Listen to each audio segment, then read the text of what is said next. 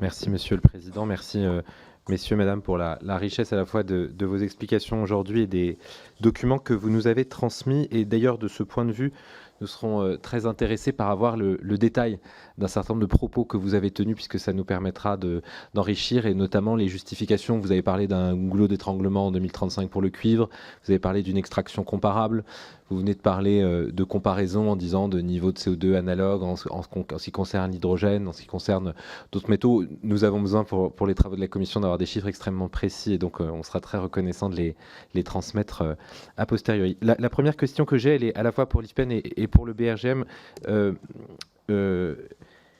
Une question en fait qui m'interroge, quelque chose qui m'interpelle dans ce que vous avez dit dans les deux organismes. Je ne comprends pas comment vous pouvez mettre sur le même plan la dépendance au pétrole et la dépendance aux minerais en fait. Parce que sauf erreur, on a dans un cas de figure une dépendance en flux.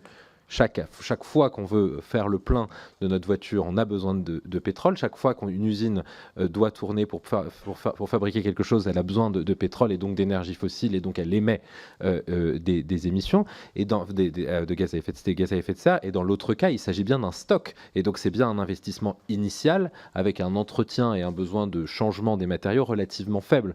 Donc je comprends l'idée d'un goulet d'étranglement initial, je comprends le potentiel ralentissement dans l'investissement dans ces nouvelles technologies, mais je ne suis pas sûr de comprendre comment, premièrement, vous pouvez mettre les deux sur le même plan, et deuxièmement, ce qui vous permet du coup de dire que nous ne serons pas en mesure d'avoir en 2035 ou en 2050 les objectifs que nous nous fixons.